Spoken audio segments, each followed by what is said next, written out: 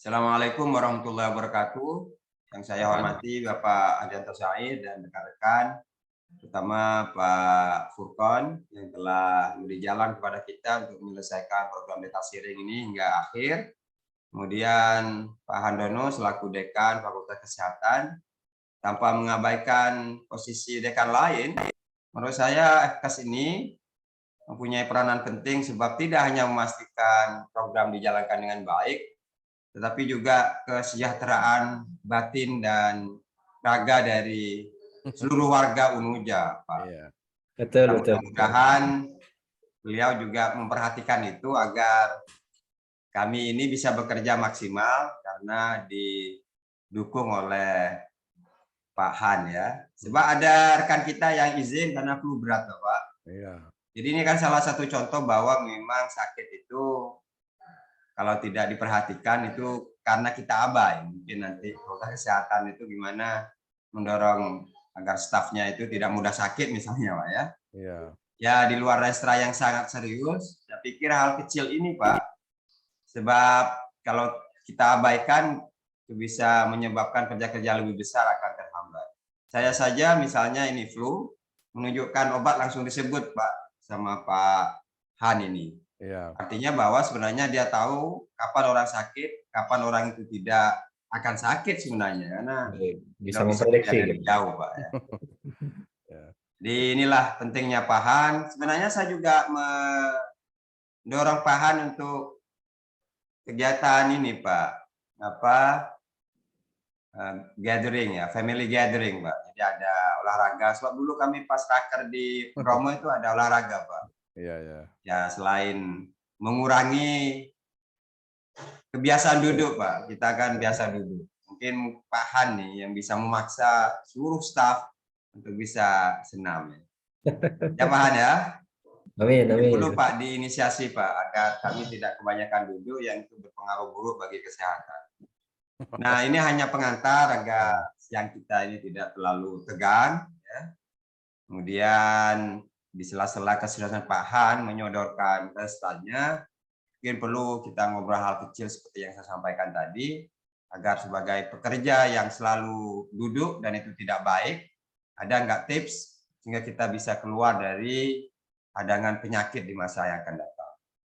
Nah, Pak Han, kami persilakan untuk menyampaikan restranya, ya. Mungkin fokus kepada apa yang disampaikan berapa menit nanti Pak Haryanto bisa memberikan respons sehingga ada komunikasi, Pak. Dipersilakan Pak Han.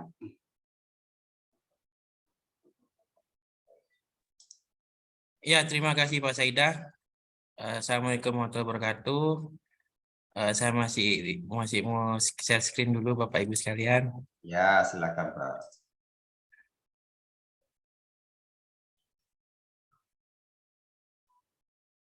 Saya dulu Bapak Ibu. Bisa Pak Dekan? Bisa Pak. Oke, Hanya proses ya. karena terlalu banyak yang saya buka ini. Wah. Jadi multitasking kayaknya nih. Harus cekak lah. Share screen.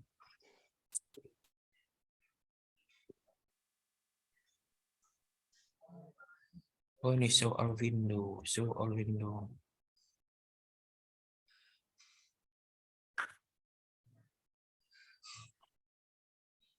Mana nggak bisa? Oh ini Renstra FKAS. Renstra FKAS share screen.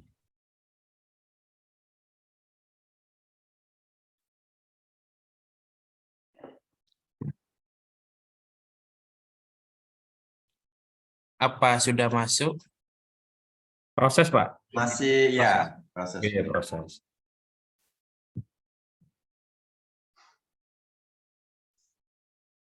Pak Dekan di kantor ini, Pak? Iya, di kantor, Pak. Oke, siap. Nah, sudah. Ini sudah masuk ya, Bapak Ibu? Bapak. Ya, sudah bagus, Bapak. Yang saya hormati Bapak Prof. Hadianto Said, Bapak Kepala KSR, Pak Saida, Kepala LPPM, Pak Furkon. Hari ini saya akan mempresentasikan terkait dengan rencana strategis Fakultas Kesehatan UNUJA tahun 2018 sampai 2022.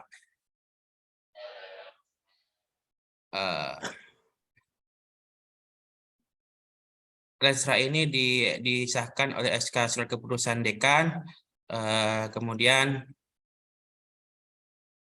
secara garis besarnya ada daftar isi, tabel bab 1 pendahuluan berisi latar belakang, landasan hukum, landasan filosofis, nilai utama, prinsip dasar, tujuan Renstra dan fungsi Renstra, kemudian bab 2-nya visi misi. Bab 2-nya visi misi, bab 3-nya itu evaluasi diri. Kemudian isu strategis, tujuan strategis, sampai sasaran dan tahap pencapaiannya.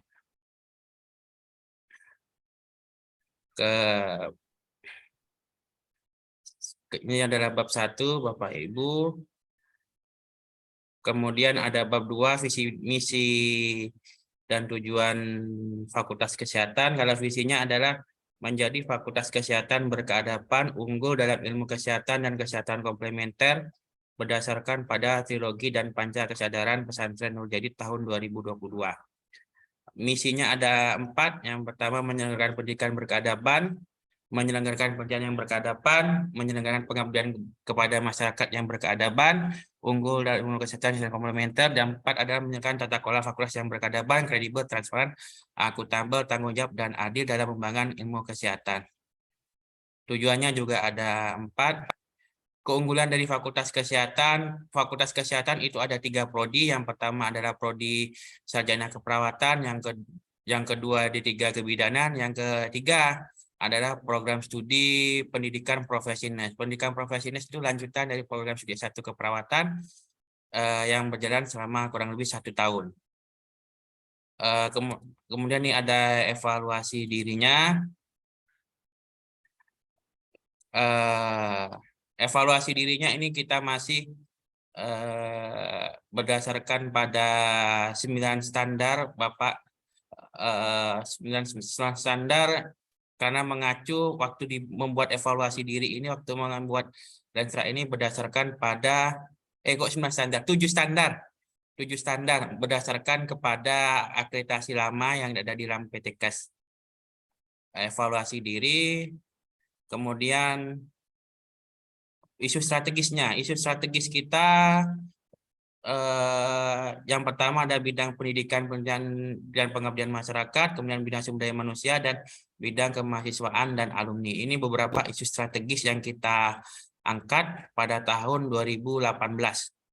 Kemudian tujuan strategis kita ada 4. Yang pertama ada bidang pendidikan, bidang penelitian, bidang pengabdian masyarakat, dan bidang tata kelola fakultas.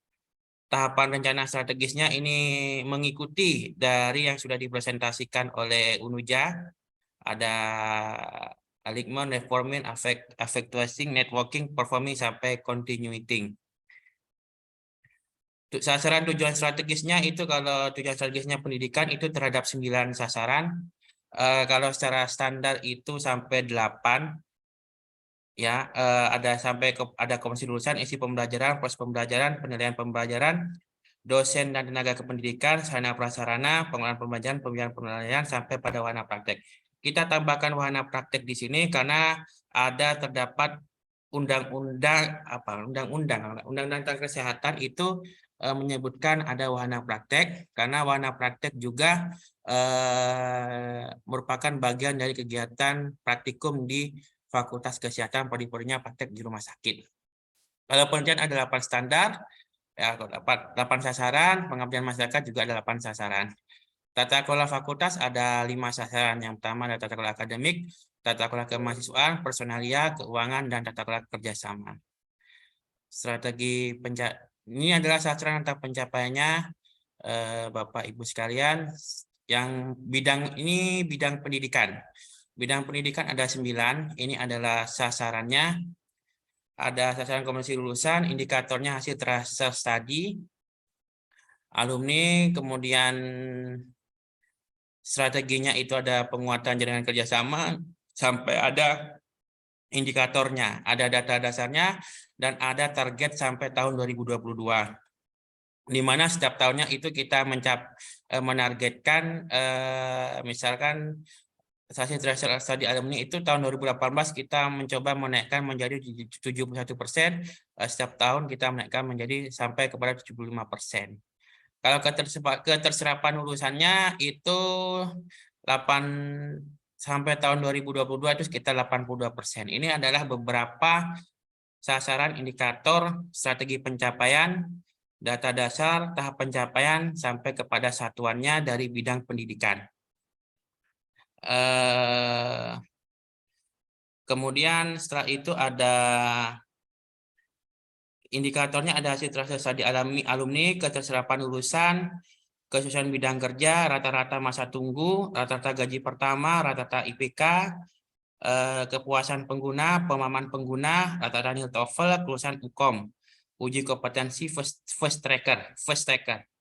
Kemudian isi pembelajarannya juga ada kurikulum menguat trilogi, kurikulum menguat unggulan fakultas, ada analisis instruksional mata kuliah, RPS, RPP, kontrak kuliah, modul, buku ajar, SOP, keterampilan klinik. Ada proses pembelajaran, indikatornya diantaranya adalah penerapan e-learning sampai penerapan SIMPT. Ada penilaian pembelajaran, sudah ada penerapan USC, rata-rata IPK, rata-rata IPS. Ada dosen dan tenaga kesehatan, dosen dan tenaga kependidikan. Ada jumlah dosen tetap yang linear, ada jumlah dosen tetap yang memiliki jabatan asisten ahli. Ada sarana dan prasarana pembelajaran, kemudian ada pengolahan pembelajaran, ada pembiayaan pembelajaran juga, ada wahana praktik. Wahana praktik isinya di sini adalah jumlah pendidik klinik. Pendidik klinik ini yang dimaksud dengan pendidik klinik adalah perawat di rumah sakit, dan juga ada dosen yang membimbing, itu juga merupakan pendidik klinik, atau nama sekarang adalah perseptor. Kita target ada jumlah perseptornya yang ada di rumah sakit ada berapa, kemudian dari dosen fakultas kesehatan perseptornya ada berapa, juga ada targetnya, dan juga ada target terkait jenjang pendidikannya. Pendidik klinik yang ada di rumah sakit juga harus memiliki pengalaman kerja, pengalaman minimal 5 tahun, harus memiliki pengalaman kerja minimal 5 tahun. Kemudian setelah dari pendidikan itu ada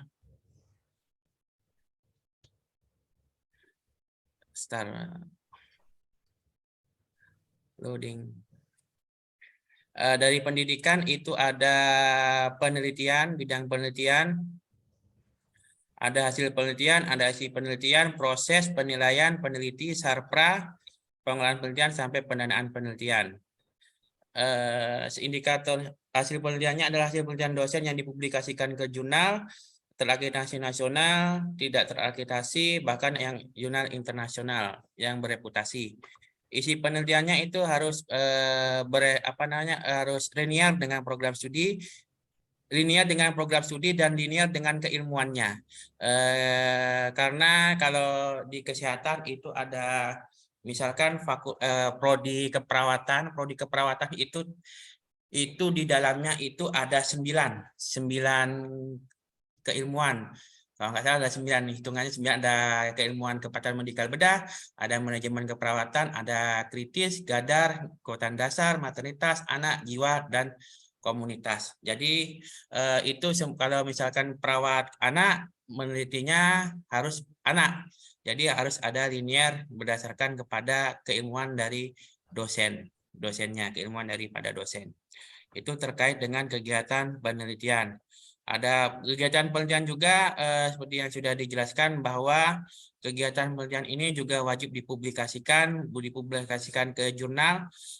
Jurnal bisa terakreditasi nasional ataupun jurnal yang terpublikasi internasional bereputasi. Kegiatan penelitian ini juga melibatkan mahasiswa dalam proses penelitiannya, dan juga selain itu melibatkan mahasiswa dalam hal publikasinya terkait penelitian.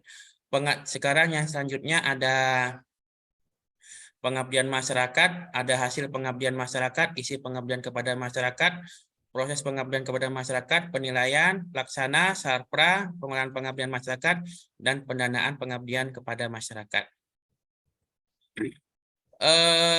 Juga sama kegiatan pengabdian masyarakatnya, target-targetnya yang diminta oleh yang ditetapkan oleh Fakultas Kesehatan.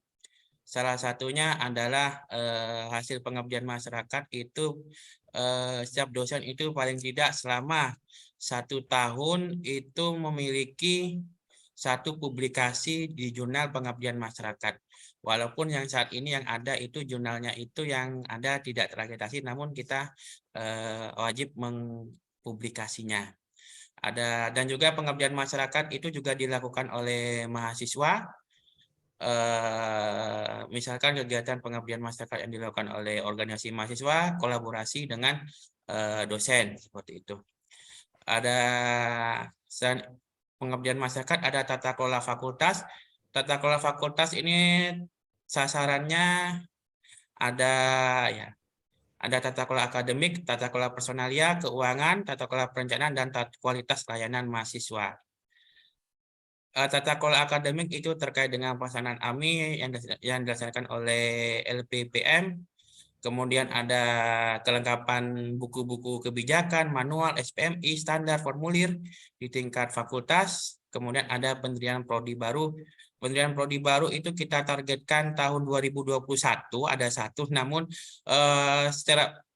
secara proses kita mendirikan prodi baru sudah tahap evaluasi dari Dikti dan sekarang masih proses revisi terkait pelaksanaan pendirian prodi baru.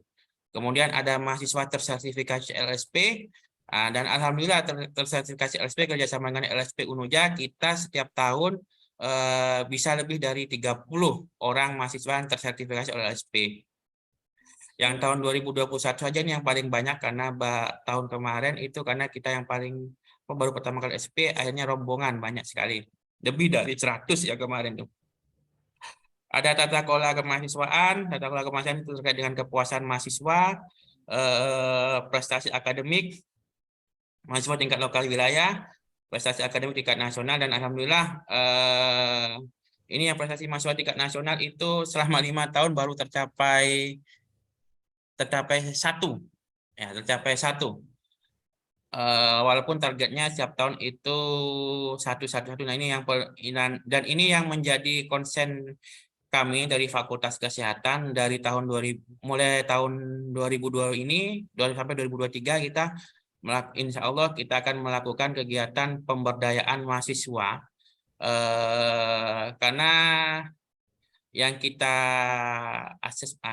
kita teliti dari semua bidang, kelemahan kita di Fakultas Kesehatan itu ada pada kemahasiswaan.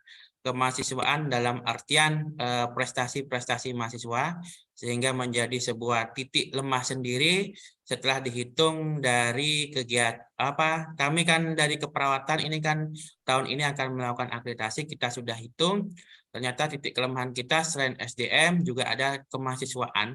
Nah, ini kemahasiswaan ini mulai kita prioritaskan, Prof, karena dari Fakultas Kesehatan itu setiap tahun walaupun kita ada Renstra, kita memiliki sebuah prioritas sendiri. Maksudnya prioritas itu apa yang mau dituntaskan dulu.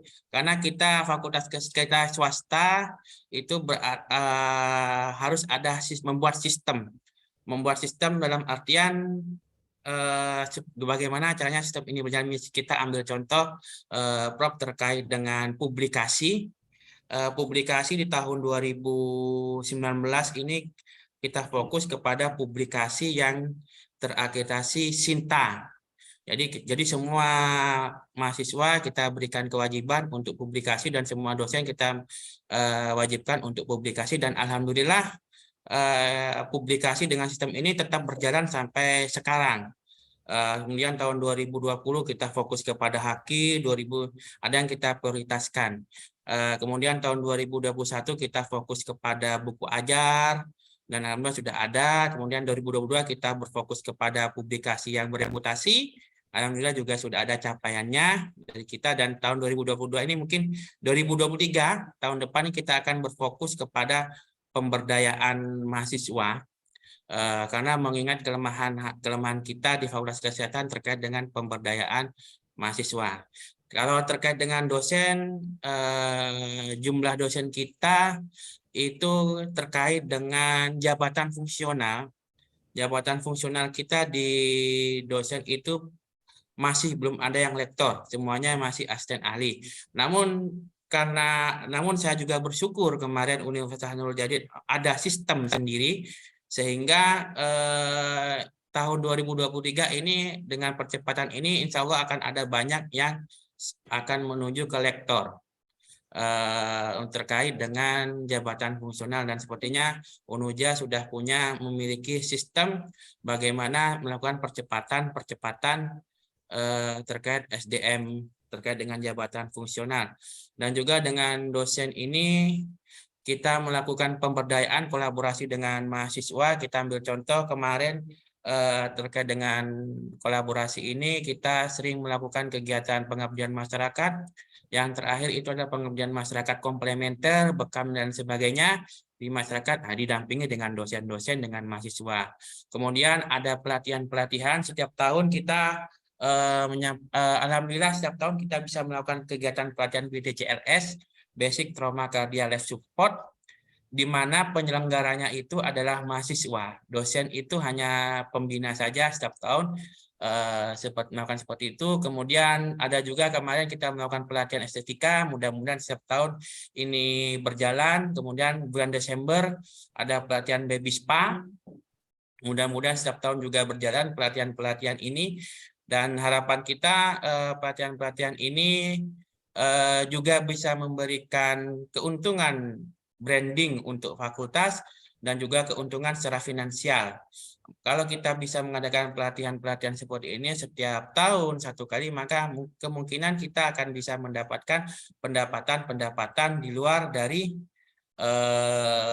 SPP mahasiswa. Dan inovasi-inovasi juga kita sudah memiliki beberapa inovasi produk UNUJA Herbal. UNUJA Herbal ini hasil dari mahasiswa Fakultas Kesehatan, dan kita tinggal melakukan pengembangan dan juga kita bekerja sama dengan alumni dalam hal melakukan kegiatan home care, perawatan rumah, dan juga jadi alumni itu masih terikat dengan kami untuk melakukan kegiatan home care. Kemudian selain itu juga ada kolaborasi pengembangan unit-unit bisnis, misalkan kita punya alumni yang punya baby spa, kita manfaatkan itu, selain juga berfungsi untuk branding, juga berfungsi untuk pendapatan ke depannya yang kita bangun di Fakultas Kesehatan. Dan alhamdulillah, dan yang terakhir kita itu kemarin mendapatkan juara 3, Prof, terkait dengan metode pembelajaran Metaverse. Pembelajaran Metaverse itu kolaborasi, tapi kolaborasi dengan Fakultas Teknik, Fakultas Kesehatan konsepnya, sedangkan eksekusinya membuat Metaverse-nya itu dari Fakultas Teknik, karena yang paham itu Fakultas Teknik. Nah, kalau bercerita tentang Metaverse itu kita tahun 2000 itu berwacananya idenya sejak tahun 2020. Dan alhamdulillah tahun 2021 kita mendapatkan dana PKKM, Program Kompetisi Kampus Merdeka. Nah, sebagian dananya kita belikan alat untuk Metaverse. Dan setelah jadi kita lombakan kemarin lomba Metaverse dari Kemdikbud, dan alhamdulillah mendapatkan juara 3, istilahnya itu dapat dana dari Kemendikbud, dilombakan ke Kemendikbud.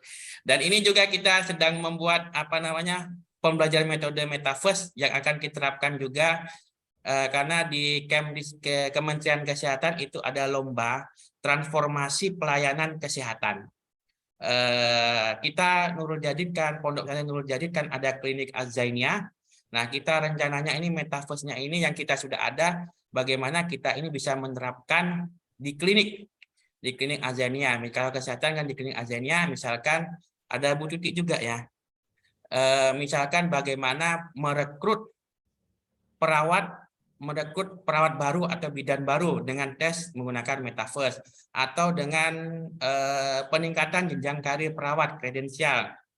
Itu kan di perawat atau bidan kan ada jenjang karirnya secara klinik. Nah, itu dengan menggunakan Metaverse. Nah, kita coba bahannya metodenya sudah ada, hanya kita tinggal modifikasi ke klinik Azenia, kemudian kita mudah-mudahan bisa kita lombakan untuk kegiatan Metaverse. Karena kenapa? Karena ini peluang bagi Fakultas Kesehatan Universitas Nurul Jadid di bidang kesehatan terkait dengan Metaverse ini. Itu di Indonesia itu baru 3 yang mengembangkan Metaverse.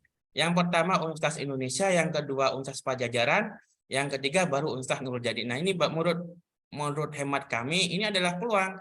Bagaimana peluang ini harus kita manfaatkan sebesar-besarnya. Karena di wilayah situ tidak ada pesaingnya. Walaupun pesaingnya dari kampus-kampus besar.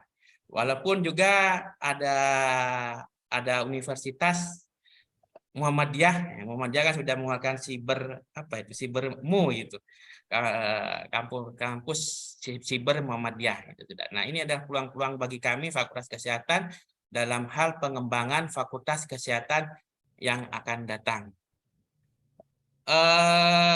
Saya kira itu, Prof, terkait dengan rencana yang sudah kita kerjakan dan yang rencana-rencana yang kedepannya tahun 2023 gitu. Terima kasih. Wassalamualaikum warahmatullahi wabarakatuh. Waalaikumsalam warahmatullahi wabarakatuh. Terima kasih Pak Han. Silakan Pak Hadianto untuk memberikan tanggapan dan masukan. Oke, baik. Itu tadi registranya tetap di-share biar bisa kita lihat.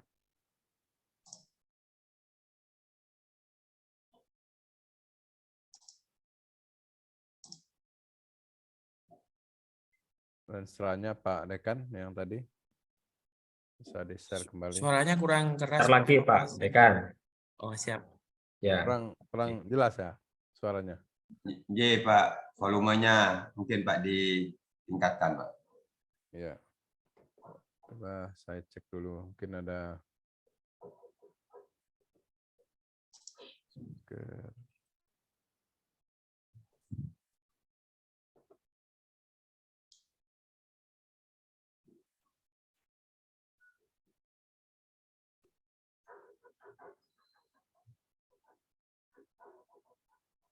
Registranya bisa di-share kembali Pak Dekan.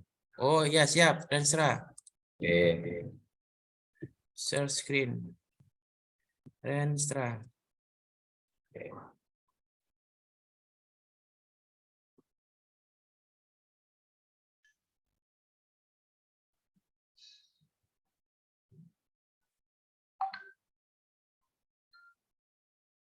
Oke. Baik.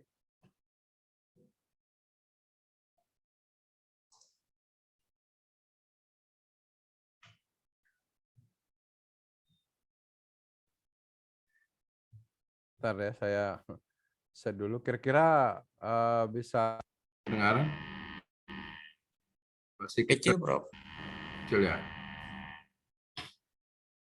Ya, apa konsulat nih? Kalau ini masih juga masih sama ya? Ya. Oke.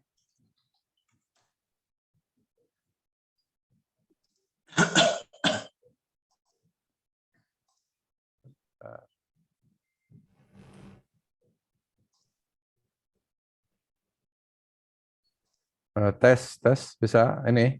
Oh, kedengeran, Prof. Keras, Prof. Oh ya, oke. Terdengar jelas. Ya, baik. Coba dibesarkan apa? Sedikit 120% atau apa? Ya, coba kita kembali ke bagian bab 1 tadi, pendahuluan ya? Pendahuluan, Prof. Saya ke atas, Prof. Oh ya, kan ini pendahuluan. Pendahuluan ini ya pendahuluan latar belakang. Ini kemarin coba geser lagi sedikit. ke bawah. Ini tentang landasannya apa-apa, landasan pembuatan Renstra ini yang dibunyikan di sini.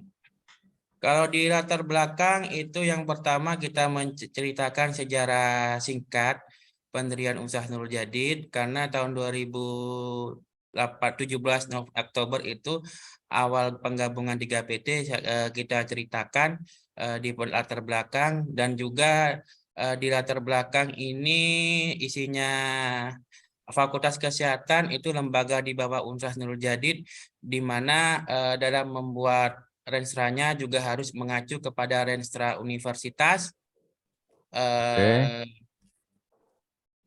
Ya. Jadi mengacu Renstra Universitas, visi misi universitas, dan kemudian Ya. perlu sedikit digambarkan gambaran umum di sini tentang situasi fakultasnya ya, tentang situasi fakultasnya pada saat ini, berikan gambaran singkat di situ sebagai landasan kita menyusun Renstra untuk yang program strategis. Jadi di Siap. ya mungkin satu paragraf begini kira-kira situasinya, sehingga perlu Renstra untuk mempercepat ya, Renstra berikutnya untuk percepat ini implementasi program.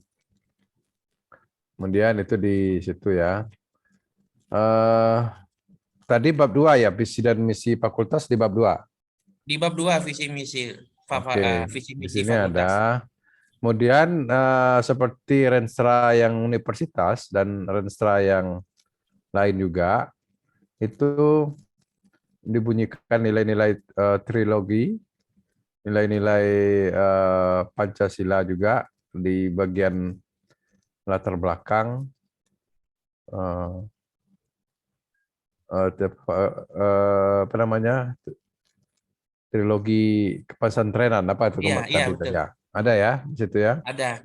Nah, supaya nanti, nah kemarin juga agar nilai-nilai trilogi itu lebih diberikan uraiannya sedikit ya, apa itu ini. Nah, jadi nanti itu menjadi landasan untuk penyelenggaraan kegiatan akademik dan kegiatan pendidikan, penelitian, dan pengabdian. Ini landasan hukumnya, oke. Terus ke bawah.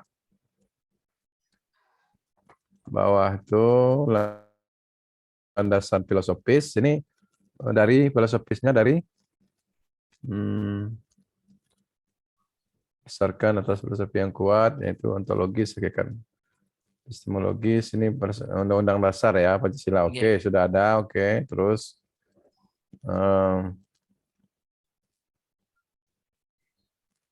ya nilai-nilai utama ada di sini. Ketuhanan yang Maha Esa. Ya, ini sudah oke. Ini sudah ada ya nilai-nilai yang disebutkan di situ. Oke, prinsip dasar sudah. Lanjut terus ke ini. Ke bab 2. Nah, ini oke, tujuan strategi tadi. Tujuan rencana strategis. Oke, sudah lanjut.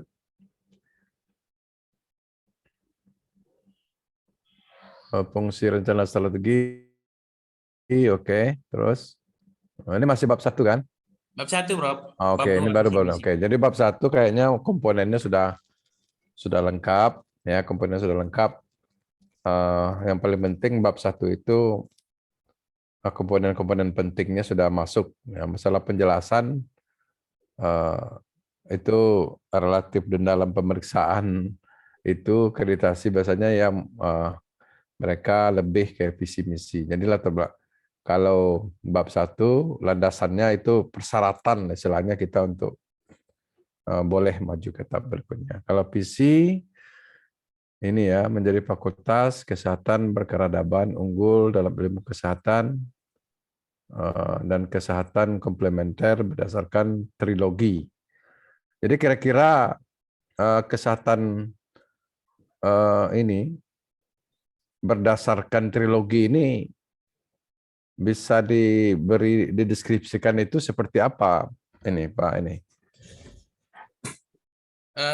Trilogi dan Panca Kesadaran Pesantren Nurul Jadid Ya. dideskripsikan dalam kegiatan, ada mata kuliah. Ada mata kuliah. Diturunkan dalam hal mata kuliah yang ada di Nurul Jadid, di mana di situ misalkan ada kepesantrenan, keaswajaan, seperti itu, Prof. Oke. Trilogi dan Panca Kesadaran Pesantren Nurul Jadid itu yang apa namanya ya, secara garis besar kurikulumnya itu yang membuat adalah RPS-nya adalah dari LIK, Lembaga Integrasi Kurikuler yang sudah ada. Jadi yang ada di LIK itu istilahnya itu ada semua yang ada di Universitas Nurul Jadid menggunakan kurikulum, menggunakan RPS yang sudah dibuat LIK, seperti itu, Prof. Oh ya. Jadi tim dosen pengampu mata kuliah itu tidak membuat RPS atau ini? Standarisasi Prof. Standarisasi Oh RPS. gitu. Iya. Jadi ada nilai-nilai yang trilogi dan panca kesadaran yang ini kan kalau misalnya kalau dalam pengajaran, kalau nilai-nilai misalnya sekarang ini nilai-nilai keterampilan abad ke-21. Jadi kalau dia masuk ke dalam pengajaran untuk penerapan nilai-nilai keterampilan abad ke-21, salah satu misalnya keterampilan abad ke-21 adalah communication skill, kemudian digital skill, kemudian kolaborasi skill, bekerjasama. Nah, untuk mencapai nilai-nilai itu, kalau dari dikti itu harus dimasukkan dalam metode pembelajaran. Misalnya mereka belajar kelompok, kemudian dosennya bagaimana anak-anak ini bisa menghargai temannya yang memberi pendapat. Bagaimana anak-anak ini memberikan jawaban yang sesuai dengan pertanyaan. Nah, di situ kelihatan communication skill-nya diterapkan, kerjasamanya diterapkan. Nah, itu kelihatan di dalam proses pembelajaran. Nah, tentunya dari LPS begitu kan. Nah, yang kira-kira kalau berdasarkan trilogi, nilai-nilainya diterapkan itu seperti apa di dalam proses, misalnya proses praktikum. Siap. Ya. Kalau trilogi dan Panca Kesadaran Pesantren Nurul Jadid di dalam RPS itu, misalkan ya, Prof ya, dalam RPP Rencana Pelaksanaan Pembelajaran itu kan ada tahap-tahapnya. Di awal pembukaan itu kita biasanya mewajibkan mahasiswa baik itu pembelajaran kuliah ataupun laboratorium dengan membaca Sholawat Maria seperti itu, Prof. Sholawat Asifah gitu. Nanti setelah selesai membaca itu baru dengan proses pembelajaran, kemudian nanti diakhiri dengan doa sudah belajar seperti itu, Prof. Itu kita wajibkan itu selama proses pembelajaran, salah satunya dari semua mata kuliah. Dalam hal kan apalagi kita berada di pesantren begitu, Prof. Jadi ya itu saya kira betul. Mungkin ya bisa diterapkan, mungkin ya berdoa dulu. Ya ini sebenarnya dari kemarin juga saya ada beberapa berikan komentar bagaimana dia lebih betul-betul bisa menyatu dalam proses pembelajaran gitu ya. Misalnya dalam Islam kita menghargai orang lain, itu salah satu attitude ya di dalam Islam. Nah, di dalam menghormati juga seperti itu. Nah, bagaimana di dalam proses pembelajaran itu ya mereka menghargai teman-teman yang berpendapat supaya tidak tersinggung. Karena dengan menyinggung itu kita dalam Islam ya dalam aswaja itu dosa. Kita memberikan istilahnya yang bisa memberi motivasi. Nah, jadi mungkin itu agak lebih kritis dalam proses pembentukan jiwa mereka. Ya ini sebenarnya bagus ini berdasarkan trilogi ini. Tapi dari kemarin sebenarnya saya juga mikir bagaimana betul-betul diterapkan dalam proses pengamalan mereka, begitu kan? Nah, misalnya ketelitian, ya ketelitian di dalam Islam itu, misalnya Allah itu maha teliti. Berarti kita orang Islam harus teliti, gitu ya. Bagaimana mereka dalam proses belajar, praktikum, menelaah betul-betul menerapkan nilai ketelitian itu, begitu. Nah, itu mungkin nanti perlu dipikirkan bahwa memang betul-betul nilai trilogi ini, panca kesadaran ini betul-betul terimplementasi, terintegrasi di dalam proses pembelajaran. Nah, kaitannya dengan penelitian nanti kita bisa melakukan penelitian pengaruh misalnya penerapan nilai-nilai trilogi dan panca kesadaran terhadap kemampuan terhadap pencapaian akademik dan kompetensi keilmuan misalnya. Itu ini ya. Itu bisa deh ini tergabung jadinya nanti. Tergabung dalam riset gitu. Nah, itu untuk ini ya, untuk ke depan bagaimana ini. Jadi ini betul-betul ada ciri khas yang dari apa namanya alumni Fakultas Kesehatan, ada ciri khas yang mereka memiliki ya nanti baik dalam bekerja, baik dalam menangani misalnya pasien, baik dalam memberikan pelayanan kesehatan gitu ya. Itu ini jadi sikap dan keterampilan mereka itu memang bisa terbentuk dari sini. Jadi ada ciri khas. Ya betul tadi ada ciri khas di pesantren di kesehatan ini.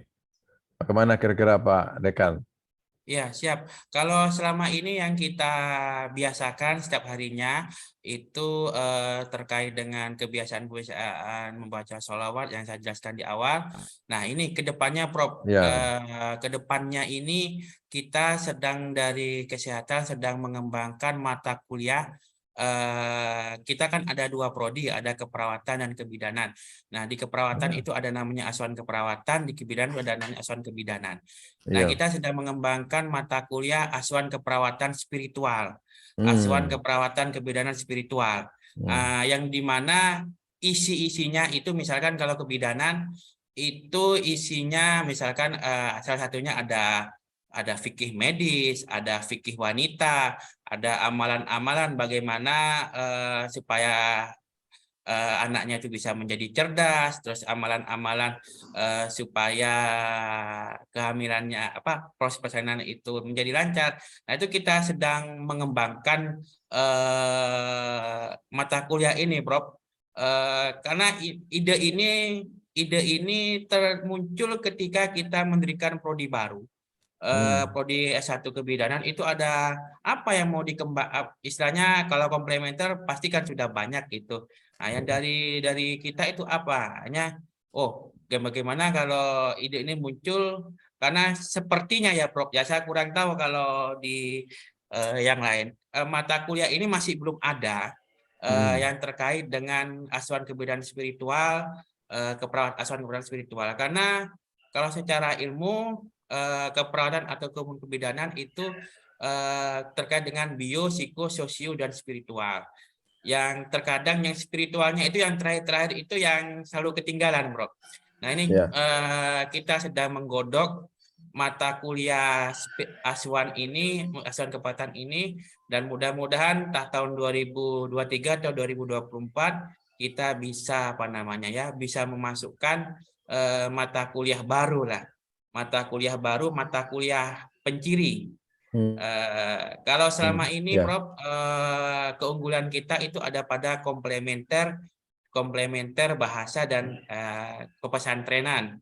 Kalau komplementer yang kita unggulkan itu ada baby spa, ada kecantikan, ada baby spa, ada herbal, ada bekam, kemudian ada akupuntur, dan ada hipnoterapi. Itu beberapa komplementer yang kita adakan di mata kuliah. Kemudian kalau bahasa itu ada bahasa Arab, bahasa Inggris, dan ada bahasa Mandarin, Prof. Seperti itu. Ya. Kalau yang terkait, dan juga kita ada nurse-trainer dan midwife-trainer, entrepreneur di keperawatan dan kebidanan. Makanya di salah satu kegiatan mahasiswa itu kan kita punya Unuja Herbal. Bagaimana Unuja Herbal ini bisa menjadi trainer, misalkan bisa dipakai ketika nanti lulus, mereka bisa membuat sendiri produk herbal, kemudian mereka menjualnya, dan ada banyak. Kemudian kita kerjasama dengan alumni terkait dengan home care. Nah, itu kan merupakan bagian dari entrepreneur, Prof. Begitu, Prof. Ya, itu menarik ya. Tadi ada pengembangan mata kuliah ke depan. Nah, nanti itu bisa dicantumkan di dalam rencana strategis. Nah, rencana strategisnya program strategi ke depan, misalnya bagian pendidikan. Apa programnya? Salah satu apa yang harus dilakukan adalah membuat mata kuliah, misalnya kesehatan spiritual. Nah, ini sebenarnya memang penting ya. Kesehatan spiritual itu memang dari kajian-kajian luar negeri menunjukkan itu penting. Nah, kita praktekkan sendiri pada diri kita itu sendiri. Misalnya, ini pengalaman saya pribadi juga. Ini saya sekitar 5 tahun yang 2016 itu penyakit MAH yang sudah luka-luka itu sampai ke usus di bawah itu. Penyakit MAH, semua dari tenggorokan ini luka-luka.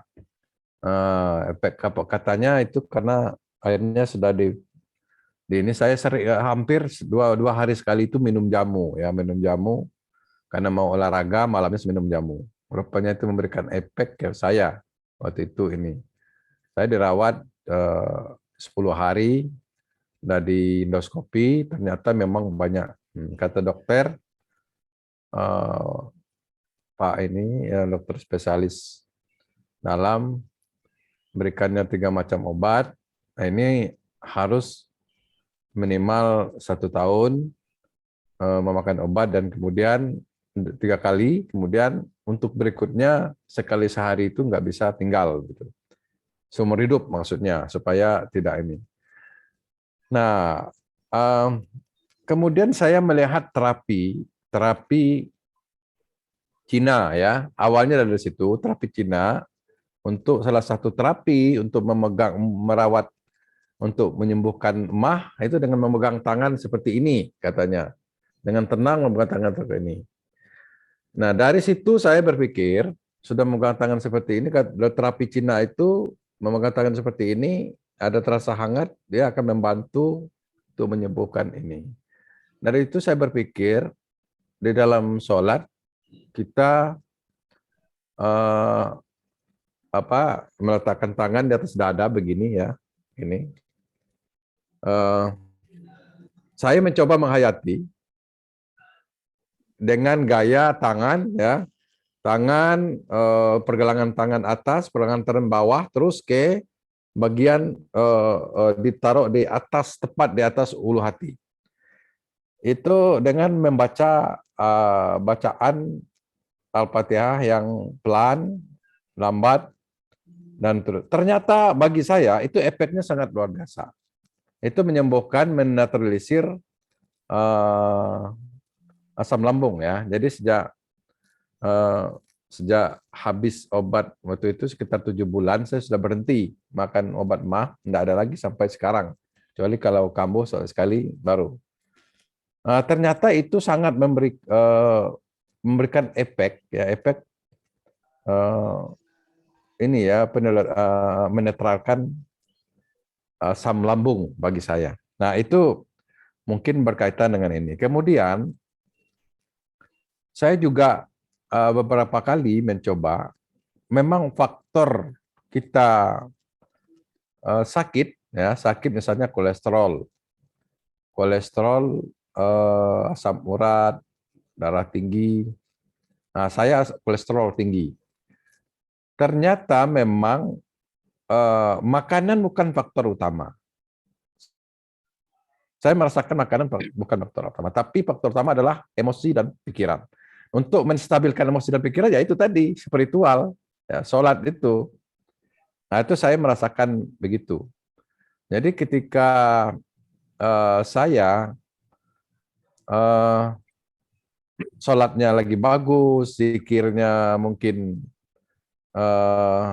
lagi bagus, nah makan ini kambing, daging itu enggak masalah, enggak apa-apa. Sudah ini. Tapi kalau dalam keadaan emosi, dalam keadaan stres, dalam keadaan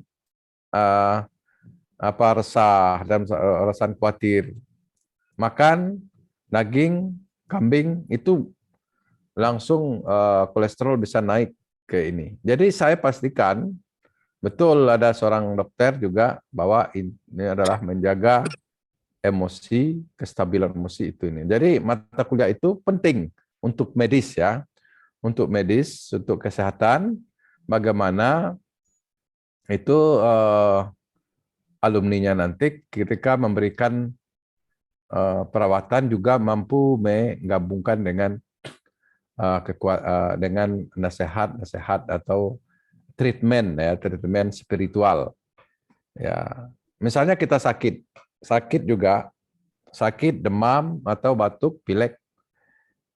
Tingkat kesembuhannya ketika kita lebih dekat ya, kepada Tuhan dengan sholat dan zikir, kita bisa merasakan bahwa akan memberikan efek kesembuhan yang lebih cepat. Efek kesembuhan yang lebih cepat daripada biasanya begitu ya. Nah, itu ini. Jadi memang itu penting penggabungan ini. Saya yakin dan saya sudah merasakan bahwa faktor kesehatan yang paling utama adalah spiritual ya, hati kita yang ini, yang sabar, tenang, kemudian itu ya. Kalau berdasarkan beberapa pengalaman. Nah, kalau dulu saya kalau sakit tenggorokan itu tidak bisa tanpa antibiotik. Tahun-tahun 2007, 2000-an lah sampai ini nggak bisa tanpa antibiotik. Nggak bisa sehat-sehat. Jadi itu tadi pendekatannya dengan pendekatan itu. Rupanya dengan zikir yang lama, saya pun zikir tidak apa yang bisa saya baca, ya ini paling ya zikirnya pakai itu subhanallah, Allahu akbar, alhamdulillah, Allahu akbar, karena Allah itu habis sholat itu kadang panjang mungkin sekitar 15 menit atau apa. Ternyata memang tubuh kita menjadi ringan, lebih leluasa, dan saya merasakan efeknya sangat ini ya, efeknya sangat bagus kepada. Nah, lama saya melakukan itu sampai di S3 dulu, sampai ini, dan sekarang ini kalau sakit tenggorokan saya nggak pernah lagi pakai antibiotik. Paling parah parastamol sudah selesai. Nah, jadi saya merasakan itu ini gitu kan. Jadi sangat penting itu. Jadi berapa kali saya coba dari penyakit MAH tadi, maka orang-orang kesehatan itu perlu diberikan juga mata kuliah spiritual dan ini. Apalagi ini berbasis kepesantrenan begitu ya. Jadi ini ya Pak Saidah. Jadi memang ya betul Pak. Saya merasakan itu begitu ya. merasakan, saya mencoba memperbaiki istilahnya spiritual saya betul-betul dari apa yang saya ketahui. Kadang kalau kita baca, dengar ceramah, kadang tanpa kita praktekkan itu tidak ini ya, tidak. Jadi saya praktekkan kemampuan saya, pemahaman saya, ya alhamdulillah memang terasa efek yang ini. Jadi dengan memadukan kesehatan fisik dengan spiritual, saya kira itu sangat bagus ya, sangat bagus untuk ini. Apalagi di dalam fikih Islam, ya pengobatan itu sudah ini sangat ini. Jadi filosofinya kalau filosofi yang mungkin dari Barat, jadi kenapa sakit itu karena akan ada bagian tubuhnya yang tidak yang tidak sehat atau yang tidak cukup Kemudian kalau di dalam Islam sakit itu mungkin disebabkan di filosofinya bisa terbalik ya, karena mungkin jiwanya yang tidak sehat itu kan menimbulkan itu sakit itu. Oke, misinya terus Pak ini misinya terus ke Pak ini, ke misinya menyelenggarakan pendidikan berkeadilan unggul. Oke, jadi ini misi, kemudian tujuan berapa? Tujuan ada bagiannya lagi ya? Berapa Ada buah? 4. Ada 4 tujuan. Oke. Kemudian sasaran? Sasarannya ada 4. Ada 4. Oke, ini kalau sasaran ada 4. Tujuan tadi ini apa? Oke, kemudian Sasarannya ini Prof. Start saya lihat.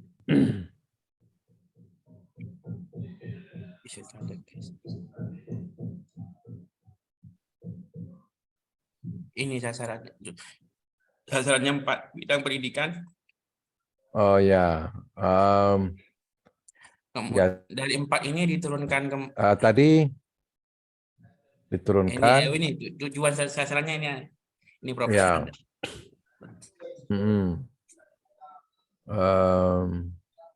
Ya, ini kompetensi lulusan.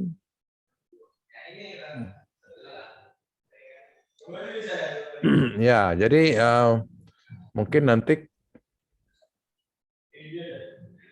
ini tujuan strategis dan sasaran strategis maksudnya ya. Oke, sasaran nanti kalau tujuan itu bisa dibagi ke dalam beberapa sasaran di sini. Sasaran itu misalnya kompetensi lulusan itu mau jadikan seperti apa? Kemarin sebenarnya ada saya ini kan contoh dari fakultas ini kedokteran UGM kemarin ya, untuk misalnya ini meningkatkan kalau di sini meningkatkan kompetensi, mungkin maksudnya sasaran ini kan meningkatkan kompetensi lulusan ya. Iya, siap. Jadi itu nanti ada keterangannya lagi enggak? Indikatornya Prof. Ini indikator, Sasaran oke. kompetensi indikatornya terasa tadi, kesesuaian lulusan, kesesuaian bidang kerja, rata-rata masa tunggu, rata-rata gaji pertama, rata-rata IPK, rata-rata nilai TOEFL, dan kelulusan UKOM, uji kompetensi first taker. Oke, coba ini geser lagi. Ini kompetensi, berarti di atas sasarannya meningkatkan kompetensi lulusan. Nah, jadi di sini sasaran meningkatkan kompetensi lulusan. Oke, kita acu ke sini saja. Ini bagian pendidikan ya. Bagian pendidikan, Bro. Oke, jadi bagian pendidikan dia ini. Oke, indikator hasil tracer study alumni.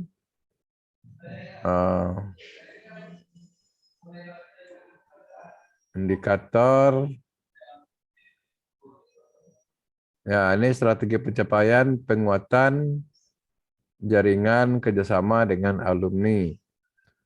Pelaksanaan tracer study oleh program studi secara bertahap. Ini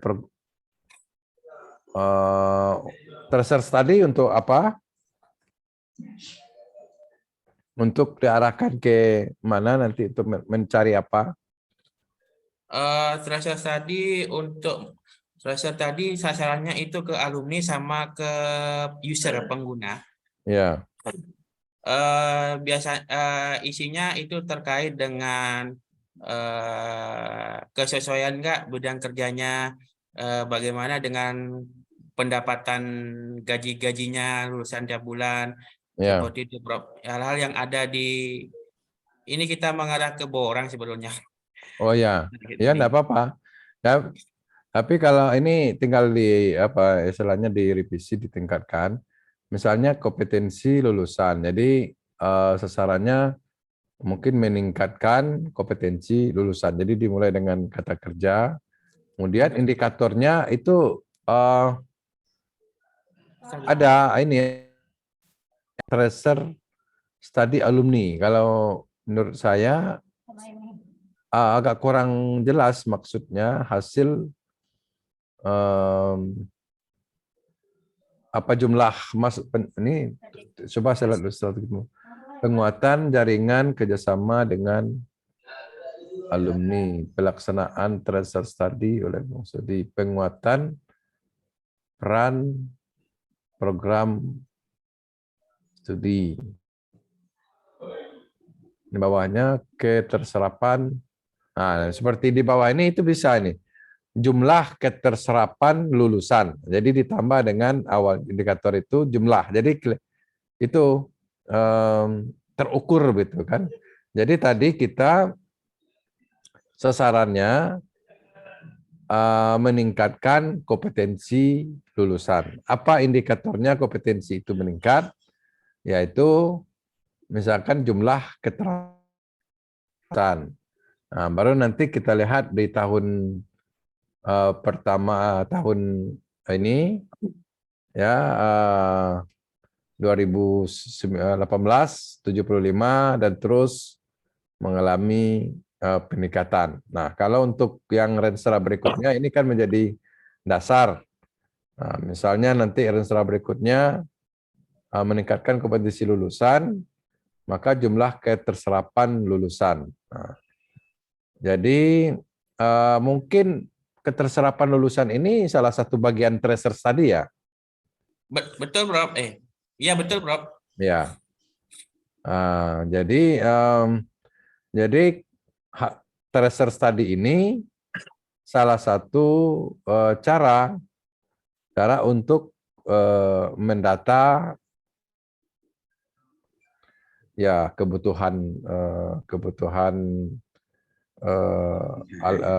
tenaga kerja sesuai dengan bidang kita, bidang kesehatan, kemudian tentang ya alumni yang bekerja, masa tunggu ya. Jadi begitu. Jadi hasil tracer study alumni ini belum mungkin tidak bisa jadi indikator karena indikatornya itu misalnya yang di bawah itu bisa ke jumlah keterserapan lulusan ditambah kemudian kesesuaian bidang kerja dengan profil lulusan. Ya, ini bisa apa misalnya tingkat kesesuaian gitu ya. Jadi bahasa indikator itu agak lebih terukur begitu. Misalnya tingkat kesesuaian bidang kerja dengan profil lulusan. Jadi kan ini juga dari tracer study begitu. Jadi ini sudah menunjukkan tracer study. Jadi tingkat kesesuaian bidang kerja dengan profil lulusan. Nanti strategi pencapaian, pemetaan profil lulusan, oke, asesmen, oke, kemudian nanti baru kelihatan tingkat kesesuaiannya itu dengan lulusan itu apakah tinggi ya berdasarkan survei tersearch tadi itu di 2018 tingkat kesesuaiannya bagaimana, 2019 bagaimana dan seterusnya dan terus ke depan. Nah, itu dalam pemikiran saya begitu Pak Dekan. Jadi gimana Siap. menurut nih Pak Dekan? Ya, Kira-kira siap, Prof. begitu nggak? Masukannya untuk ke depan, Prof. Ya, jadi itu. Kemudian, ini betul rata-rata gaji pertama lulusan tiap tahun, tiap bulan. Nah, ini mungkin maksudnya ini nanti kan terjadi peningkatan atau paling tidak memenuhi ini. Jadi ini kalau yang rata-rata ini sudah terukur maksudnya. Jadi indikatornya terukur. Kemudian rata-rata indeks prestasi kumulatif, oke. Rata-rata ini. Kemudian kepuasan pengguna lulusan ya, tingkat kepuasan pengguna lulusan. Kemudian pemahaman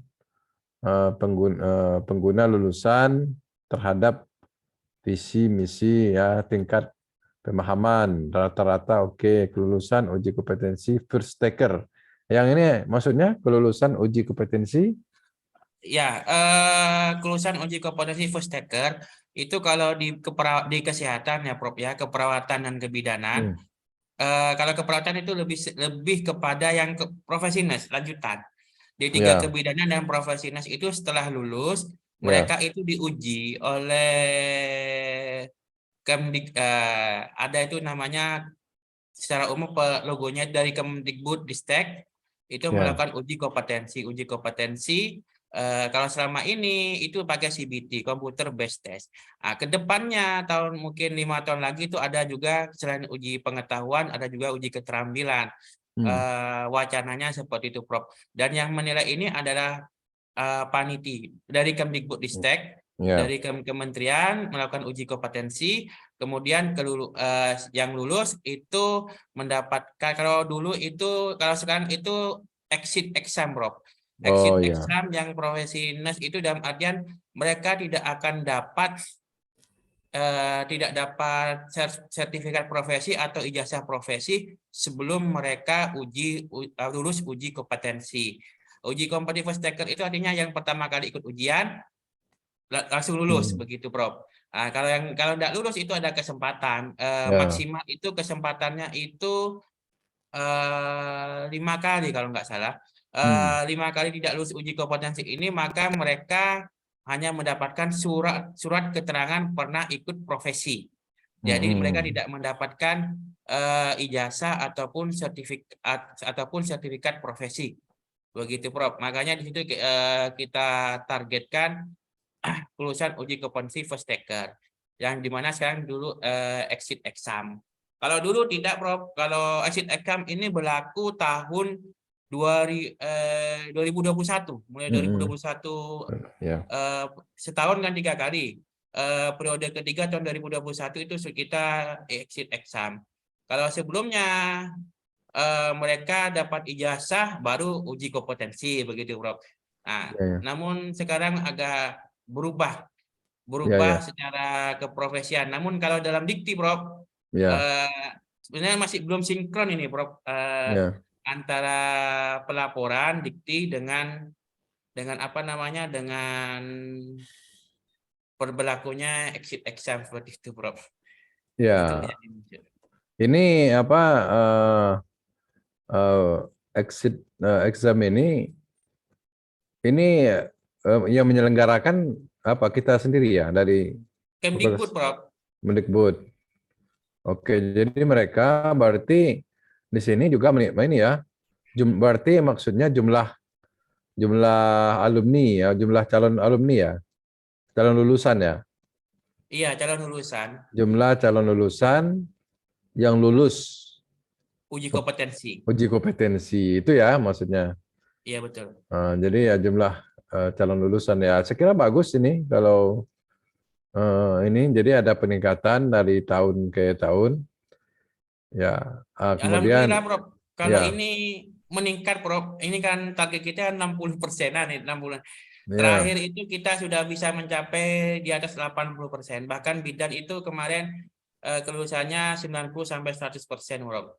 Iya, iya, iya. Nggak masalah target, Bro. Nih, jadi ini bisa juga nanti sampai 90% pada tahun tertentu nanti bisa ini kan, karena semakin banyak yang menyadari kepentingan ini, ya, ya oke, yang ini bagus. Kemudian isi pembelajaran. Nah, ini yang tadi yang kita bahas ini, kurikulum memuat teologi, ya, workshop pengembangan kurikulum sesuai dengan teologi KNI. Ya, sekarang kan MBKM. KKNI juga betul berbasis KKNI, tapi implementasinya dengan MBKM. Kalau KKNI kontennya seperti soft skill, sedangkan MBKM implementasinya agar mereka mendapat pengalaman. Jadi KKNI didapat melalui proses penerapan MBKM. Itu kira-kira kalau saya terjemahkan dengan bahasa MBKM sekarang ini, kompetensi lulusan ya berbasis KKNI itu akan bisa didapat dengan melalui prakteknya, melalui magang, melalui pertukaran kampus, pengembangan pelajar dan segala macamnya. Oke, simul jalan di bawah. Terus ini kurikulum memuat unggulan Fakultas Kesehatan, integrasi kompetensi terdalam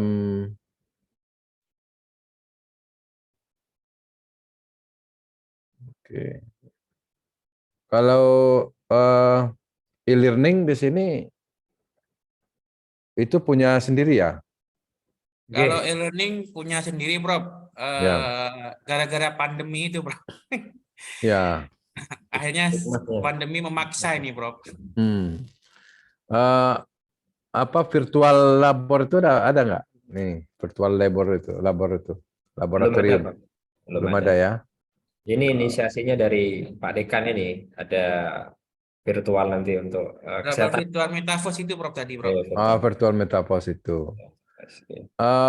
Itu ya pernah saya juga melihat itu tahun kemarin, misalnya untuk kimia. Jadi ada aplikasinya, ada online labornya yang kita bisa join. Saya lupa ininya websitenya. Jadi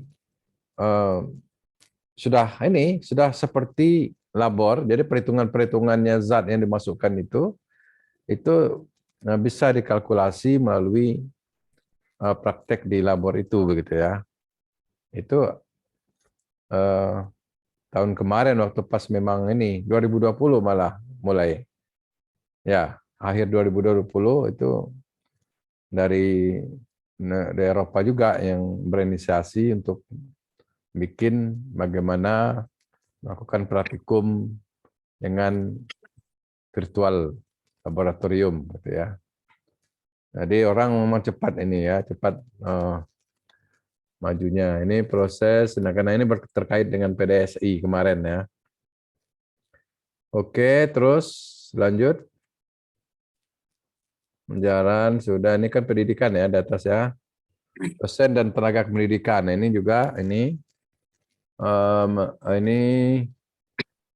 jadi nanti yang jelas ya sasaran itu ditambah dengan kata kerja mau diapakan, misalnya ini dosen dan tenaga kependidikan. Ini maksudnya mau diapakan? Apakah meningkatkan kualitas dosen dan tenaga pendidikan atau apa? Kalau dosen dan tenaga kependidikan, Bro, karena kita masih secara jabatan fungsional ya, Prof ya. Tahun 2018 ini posisinya kita masih belum punya. Jadi kita masih selama 5 tahun ini menargetkan dosen yang kita punya itu jabatan fungsional itu masih asisten ahli yang kita targetkan. Dan alhamdulillah 80% dosen kami sudah asisten ahli. Dengan percepatan yang dilakukan oleh universitas sangat membantu kita, Prof, terkait dengan jabatan fungsional ini. Nah, oleh karena itu tahun depan 2023 atau 2020 kita paling banyak itu tahun 2021 keluarnya asisten ahli. Nah, targetnya 2023 atau 2024 kita sudah ada lektor, Prof.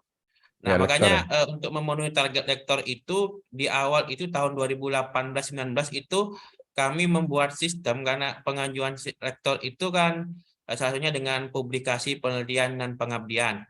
Kita membuat sistem publikasi apa namanya ya, bekerja sama dengan mahasiswa. Jadi dosen kami itu, Prof, Ya, dosen kami walaupun dengan berbagai banyak kegiatan, mereka bisa menghasilkan publikasi-publikasinya. Jadi kita memang sudah siapkan secara sistem begitu, Prof, ya. terkait dengan dosen dan tenaga pendidikan, terkait dengan jabatan fungsional. Dan juga kita karena kita unggulan kita komplementer, Prof, kita mengirim ke beberapa dosen kita yang punya mengikuti beberapa pelatihan-pelatihan seperti baby Ya, spa, kecantikan dan sebagainya. ya. Di mana mereka nantinya ketika mengajar itu punya kompetensinya Ya. untuk komplementer. Oke, jadi kalau dilihat indikatornya betul sudah jumlah dosen tetap yang linear berarti akan semakin baik jumlah dosen yang memiliki jabatan asisten ahli. Jadi nanti jumlah dosen memiliki kompetensi di bidang. Jadi nanti untuk jabatan misalnya sasaran peningkatan atau meningkatkan kompetensi dosen, ya dosen. Nah, itu pertama mungkin dari segi itu tadi, dari segi Japung, misalnya kan, itu jumlah dosen yang memiliki jabatan asisten ahli, lektor, ya lektor kepala ke depannya. Itu yang kemudian apalagi apakah jumlah pelatihan profesionalis, jumlah pelatihan profesionalisme ada nggak di sini? Oke, ini ada nih dosen, jumlah dosen yang telah mengikuti pelatihan applied approach. Oke. Nah, dosen. Jadi indikator-indikatornya udah terukur jumlah ya, jumlah dosen. Siap, Bro. Ya, berapa jumlah ini. Nah, di sini memfasilitasi dosen untuk ikut. Oke. Kemudian juga yang di tengah ini programnya ya. Program strategisnya ya yang dilaksanakan. Iya, strategi, Bro. Ya, strategi. Fasilitas, dosen memfasilitasi, kemudian memberikan bantuan biaya. Jadi bantuan biaya, jadi memberikan bantuan biaya pelatihan dari lembaga. Oke, jadi nanti mungkin perubahan sedikit saja untuk ini, untuk lebih terukur ya, terukur indikatornya seperti apa. Oke, dosen tetap memiliki sertifikat kompetensi. Jumlah jadi 5 orang ya yang ini sampai sekarang ya. Lebih, Prof. STR ya, Prof. Ya. Ya, Memang kalau targetnya itu ketika kita membuat Prof. Kami Fakultas Kesehatan tidak muluk-muluk, Prof. Iya. Mungkin ya kompetensi itu kita harus bayar ya untuk mendapatkan sertifikat Yang mana ini, kompetensi. Prof? Yang STR ini. Oh, kalau STR perpanjangan gini, Prof. Kalau perawat dan bidan itu setelah lulus uji kompetensi tadi, Prof, di awal. Ya. Nah, itu kalau lulus uji kompetensi itu langkah selanjutnya itu mereka mengurus STR, Prof. Oh, Surat gitu. Tanda registrasi. Nah, surat tanda registrasi ini wajib ini baik dosen ataupun perawat yang ada di rumah sakit. Nah, kalau sudah punya STR ini, Prof, per 5 tahun, Prof, perpanjangan. Perpanjangan enggak ada biaya ya. Biaya, Prof.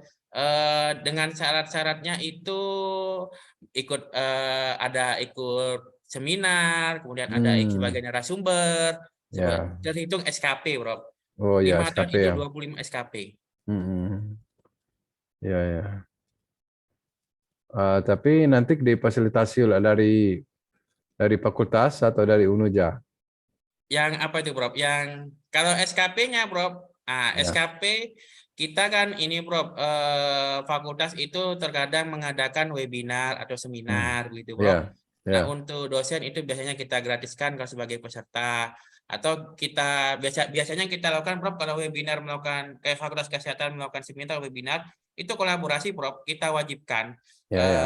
Misalkan ada 2 narasumber, satu dari luar, satunya wajib dari kita, baik Mm-mm. itu pelaksananya itu dari mahasiswa ataupun dari fakultas. Memang ya untuk itu, untuk apa namanya, menunjang seperti itu, Prof.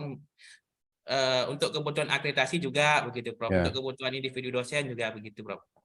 Ya, karena sertifikat kompetensi ini berguna misalnya untuk menjadi konsultan ya tertentu. Kemudian untuk persyaratan-persyaratan keterlibatan dalam kegiatan apa.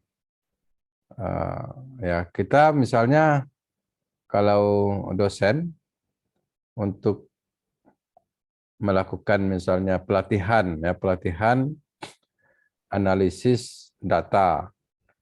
Itu diutamakan mereka yang mempunyai sertifikat kompetensi analis ya, data analisis yang bisa didapat dari apa namanya nih diklat itu.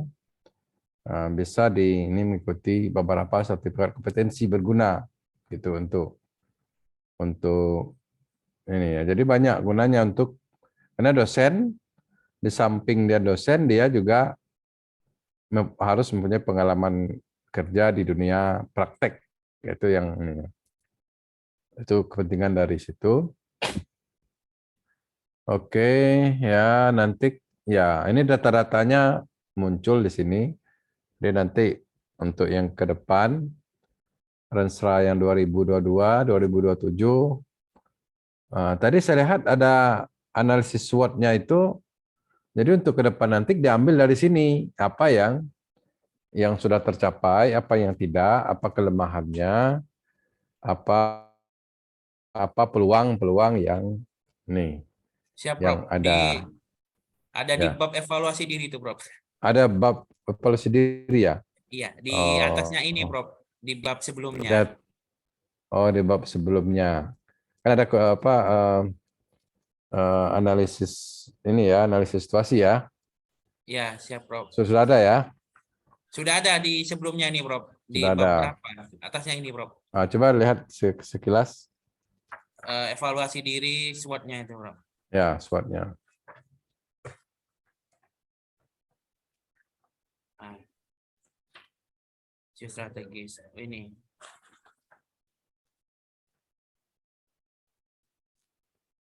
Oh ini ya. Ini evaluasi diri, Prof. Ini masih saya buat 7 itu, Prof. 7 apa namanya? 7 standar berdasarkan borang ini, Prof. 7 standar berdasarkan borang. Ya, Borang yang lama itu. Kalau sekarang kan 9 kriteria. ya. Jadi biasanya kalau ini ya boleh juga seperti ini. Mau ada yang kebanyakan membagi misalnya berbasis kondisi eksternal dan kondisi internal gitu ya. Lalu dilihat dari segi keuangan dan seterusnya. Ini rumusan visi dan misi yang jelas mudah dipahami secara terukur. Kekuatan ya. Jadi nanti sesuaikan dengan format yang diberikan nanti UNUJA tentang evaluasi diri juga seperti ini supaya lebih ini ya. Oke, kemudian kembali ke tadi, tapi yang jelas ini harus berbasis data, maksud saya itu data mau dibuat berbasis 7 standar itu kelihatan dari evaluasi dirinya data-data bahwa ini kan dari penilaian ya, penilaian asesor ya, dijadikan kekuatan ini. Iya, Prof. Oke. Dan ini kekuatan visi misi tujuan secara menjadi landasan untuk setiap pengambilan keputusan. Oke, kemudian yang lain misalnya pengembangan tidak berkembangnya kompetensi lulusan. Itu misalnya, itu makanya dia muncul pengembangan kompetensi dengan tes tadi itu ya, dengan exit test itu ya. Nah, misalnya seperti itu. Jadi dari sini, dari evaluasi tujuan ya, muncullah sasaran, kemudian nanti indikator untuk menjawab nanti kelemahan-kelemahan yang ada di evaluasi diri ini. Jadi dia berkesinambungan. Oke, terus kembali tadi ke pendidikan ya. Coba kita lihat ke penelitian.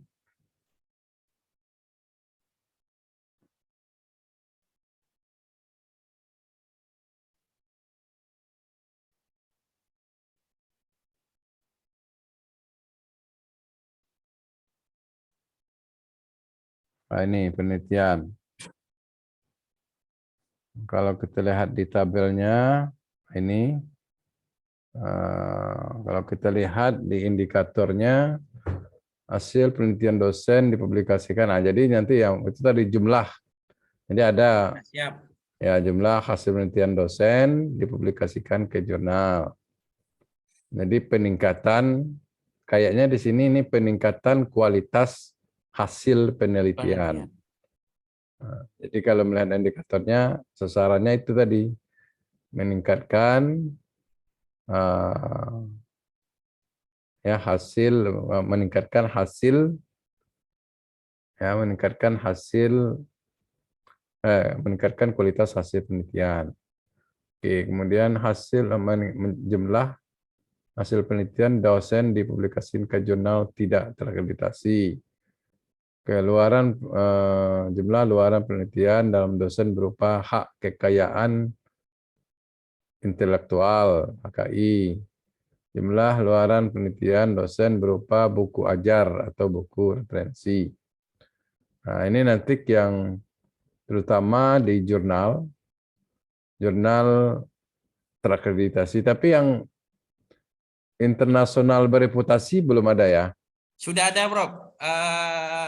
Tahun 2021 kita Fakultas Kesehatan ada 2. Ada 2 ya. Q3 dan Q4. Ya. Tahun 2002 itu juga ada 2. Q2 Ya. dan Q3. Begitu, oke. Prof.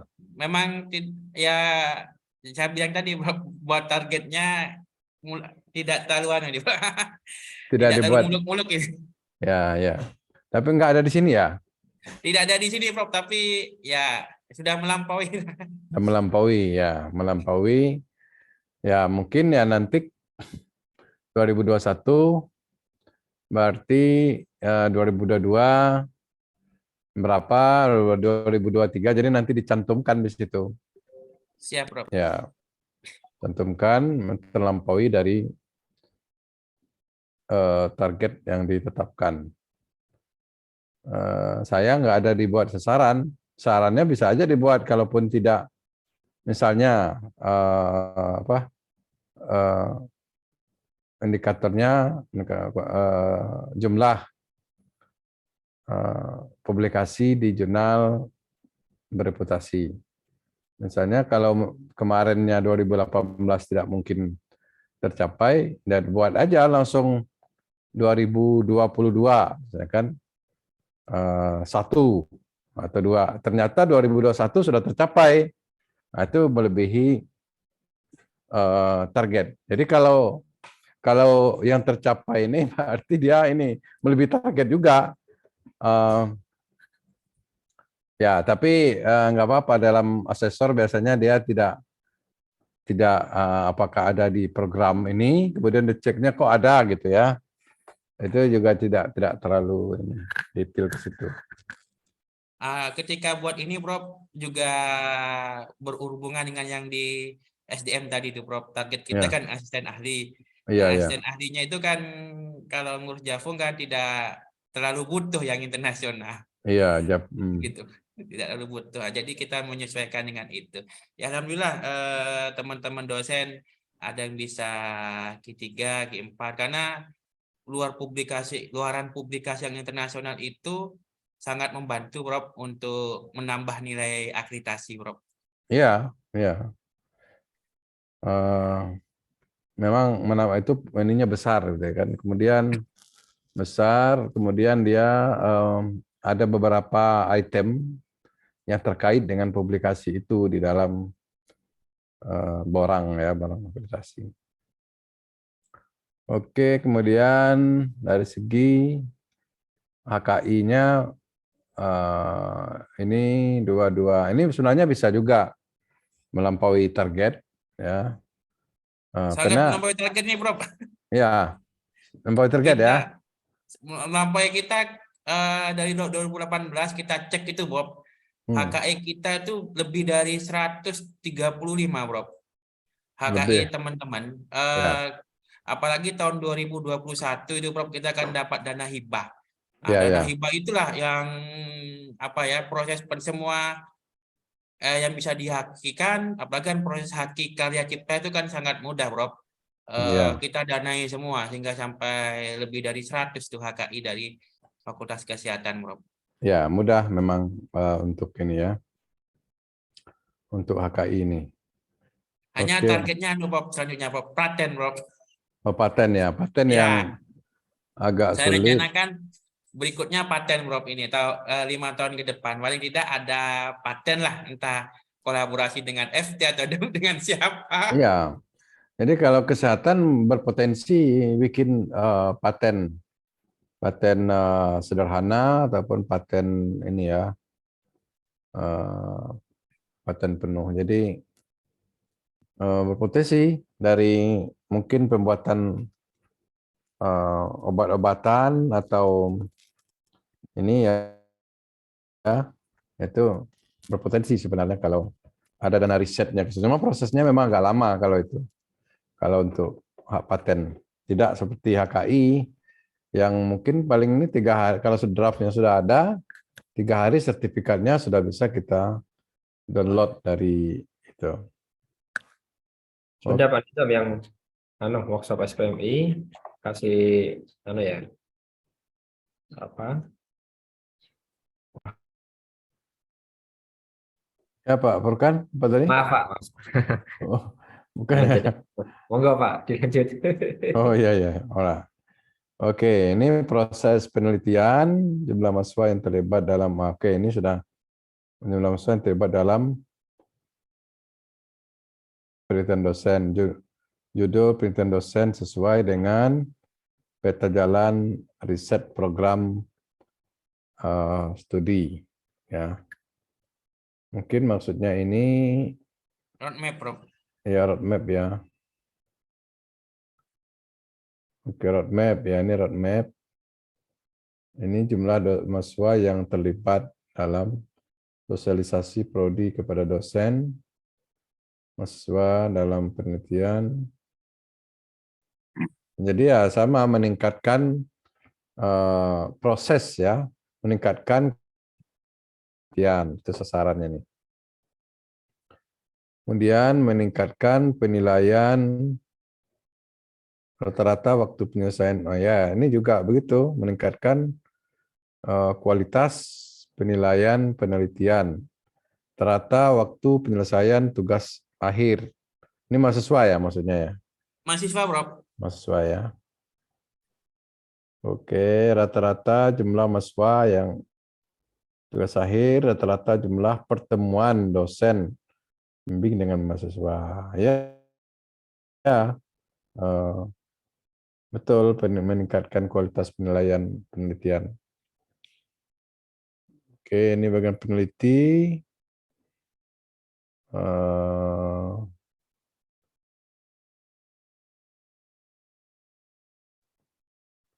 Ini apa maksudnya yang peneliti ini?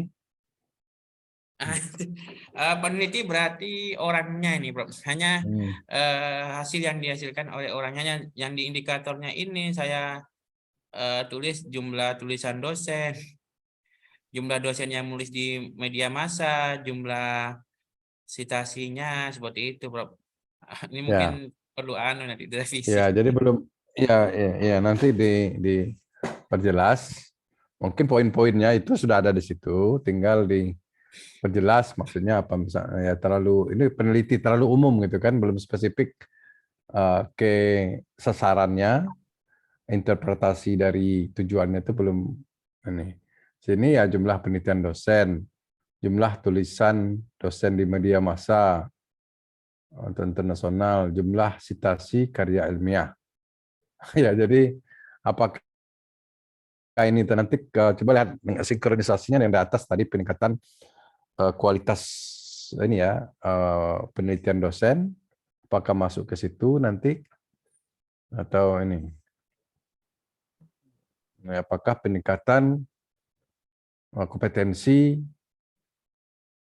peneliti misalnya kan. Nah, itu indikatornya nggak bisa ini di situ. Jadi nanti apa namanya tuh didefinisikan atau dicocokkan bagian peneliti itu. Anda lihat dari indikatornya jumlah tulisan dosen di media massa. Artinya ada jumlah peneliti dosen, jumlah penelitian dosen, ini indikatornya. Jumlah sitasi karya ilmiah. Jadi ini apa namanya ya, termasuk jumlah jumlah publikasi juga jatuhnya. Jumlah sitasi karya ilmiah. Apa namanya, apa istilahnya ya? Ke hasil ya, Prof ya. Hasil Istilahnya ini penelitian. menggaungkan, ya istilahnya apa ya, peningkatan visibilitas visibility ya, hasil penelitian dosen. Jadi visibilitasnya itu lebih kelihatan. Nah, ini kan jumlah tulisan dosen di media massa. Jadi lebih informatif gitu kan, lebih lebih terlihat visible gitu ya, lebih visible jumlah sitasi karya ilmiah. Jadi peningkatan karena sitasi itu semakin banyak orang melihat, nanti akan membaca dan sitasi itu akan menjadi lebih banyak. Nah, jadi sasarannya ini maksudnya nanti diperjelas untuk bagian itu. Kemudian sarana dan prasarana, kemudian mungkin di sini maksudnya meningkatkan sarana dan sarana penelitian, apakah kualitas, meningkatkan kualitas dan kuantitas, misalnya sarana dan sarana prasarana penelitian. Ini jumlah pergelaran pameran, presentasi, call for paper ya, call dalam forum di tingkat wilayah atau nasional. Ini sudah ada ya kemarin? Sudah ada, Prof. Itu konferensi atau apa? Konferensi, Prof. Yang diadakan di fakultas? Iya, tingkat fakultas. Jadi penyelenggaranya fakultas? Betul, Prof. Efisiensi, Prof. Iya, iya. Iya, oke. Call for paper. Harus satu ya? Satu. Konferensi nasional. Oke. Atau wilayah. Yang kemarin nasional apa wilayah? Yang terakhir itu nasional, Prof. Ya, ini baru sekali di sini. Ya. Iya, Prof, tiap tahun itu kita targetkan mengadakan konferensi. Kalau awal mulanya 18, 19, 20 kita tingkat wilayah dulu, Prof. Kemudian lanjutnya kita mencoba ke tingkat nasional, Prof. Ya. Mudah-mudahan tahun depan sudah bisa internasional, Prof. Cuman di sini ini disebutkan sarannya meningkatkan kualitas dan kuantitas sarana dan prasarana penelitian. Tapi kalau dilihat indikatornya ini mungkin agak kurang tepat ya berkaitan dengan sarana dan prasarana penelitian ini. Oh, kemarin itu pagelaran itu kan apa namanya? Konferensi itu kan apa ya? Ya, Sebagai ya, prasarana atau seperti apa, ya. Prof? Mohon masukannya, Prof. Jadi sebagai sarana untuk ini ya, untuk penyelenggaraan konferensi. Nah, mungkin kalau sarana dan prasarana, kalau saya pahami sarana dan prasarana ya termasuklah ruang yang digunakan untuk meneliti yang dalam bentuk fisik gitu ya, dalam bentuk fisik itu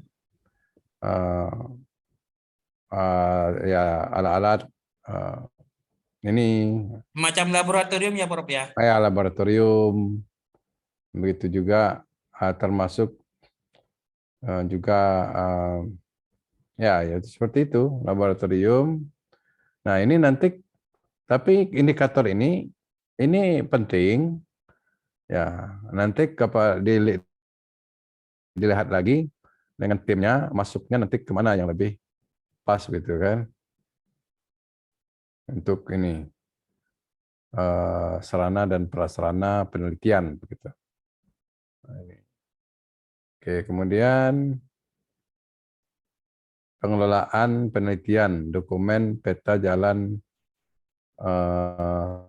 riset Riset roadmap. ya, roadmap. Jadi roadmap fakultas ada ya? Roadmap fakultas ada, roadmap prodi ada. Ya. Bahkan kemarin itu di LP3M itu memfasilitasi Prof, roadmap untuk dosen. Dan roadmap untuk dosen, dan itu setelah saya tanya-tanya ke teman-teman yang jadi asesor, kalau dalam PTKes kalau kesehatan itu setiap dosen itu wajib punya roadmapnya. Jadi misalkan dosen itu pakarnya di jantung, berarti jantung semua begitu risetnya, Bro. Ya, betul. Begitu. Jadi memang harapannya begitu. Misalnya roadmap saya, riset saya memang pengembangan soft skill kalau dulu, sekarang keterampilan abad 21. Memang sudah sebuah roadmap-nya sampai targetnya pada tahun 2023 ini adalah membuat training ya soft skill atau keterampilan abad 21 secara online. Yang bisa, itu targetnya 2023 sebenarnya kalau dapat dana. Itu bisa diikuti misalnya dari Fakultas Kesehatan di sini. Oh, saya mau ini kan nanti keluarnya sertifikat tingkat keterampilan abad ke-21. Karena itu sifatnya implementatif pada semua bidang ilmu ya. Kalau keterampilan abad ke-21 misalnya keterampilan memecahkan masalah, keterampilan bekerja sama. Itu ada indikator-indikatornya dan bisa di training secara ini. Ini mau saya ajukan rencananya proposalnya. Itu begitu juga dengan yang jantung misalnya ya dia tetap fokus ke situ. Sampai makanya jadi hal-hal yang spesifik kecil itu akan istilahnya akan menyumbang kepada hal yang besar itu. Jadi tahu secara mendetail tentang sesuatu itu akan menyumbang secara ini. Cuman di sini saya lihat ini kan pengelolaan penelitian juga sasaran ini juga kurang pas dengan ada dokumen peta jalan. Ya mungkin salah satu indikatornya bisa pengelolaan penelitian. Mungkin indikatornya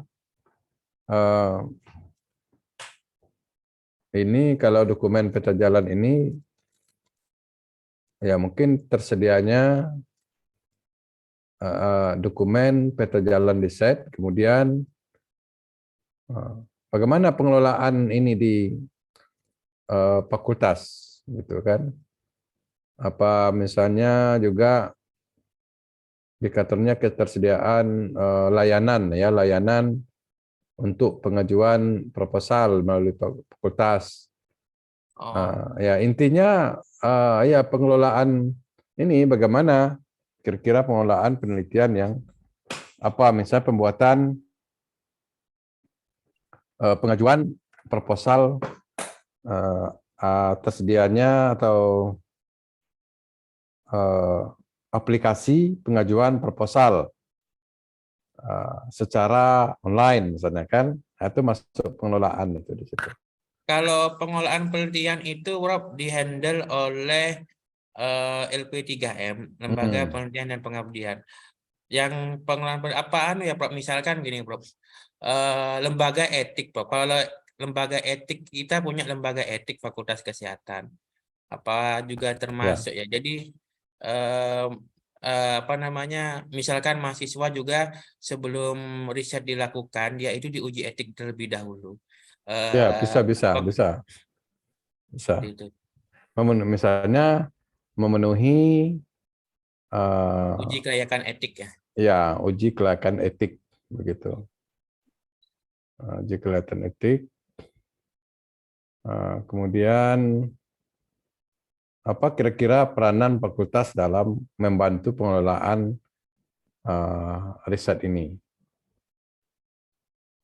Nah, termasuk juga tadi ya kesesuaian jumlah kesesuaian penelitian dengan roadmap. Nah, itu mungkin maksudnya di sini nih roadmap penelitian masing-masing prodi. Jadi nanti berapa orang yang berapa riset, 5 riset yang mengajukan proposal sesuai dengan roadmap. Ya.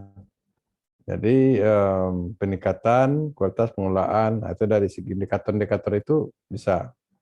Kemudian tadi ya tentang memenuhi standar kode etik ya. Etik. Oke, ya. Kemudian di bawah pendanaan riset itu sumber pendanaan penelitian dari Mandiri. Mungkin nanti ya pengelolaan penelitian ini mungkin bisa digabung dengan pendanaan penelitian, salah satunya pengelolaan dana kan. Kalau ini, tapi kalau indikatornya banyak nanti pengelolaan penelitian dan tapi bisa juga digabung sebenarnya. Misalnya pendanaan penelitian, sumber pendanaan penelitian dari Mandiri, jumlah sumber pendanaan penelitian dari Mandiri, jumlah sumber pendanaan penelitian dari perguruan tinggi. Kalau mau dana sendiri berarti peningkatan jumlah sumber ya, peningkatan jumlah sumber, meningkatkan jumlah sumber dana penelitian itu yang ininya.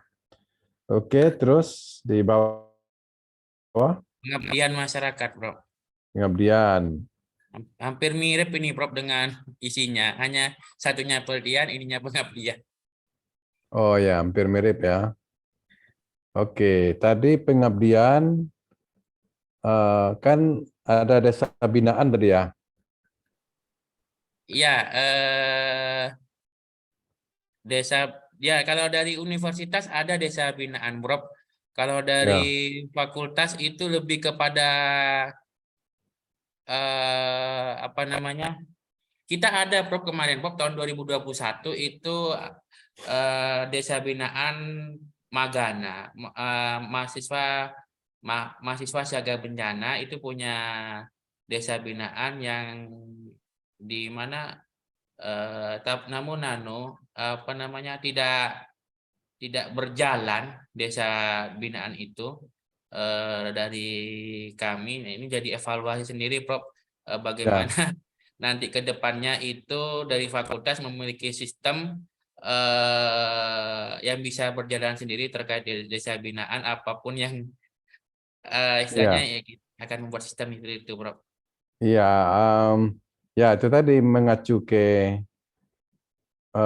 Rensranya Universitas Unuja kemarin ada pengembangan desa binaan. Nah, nanti peranan dari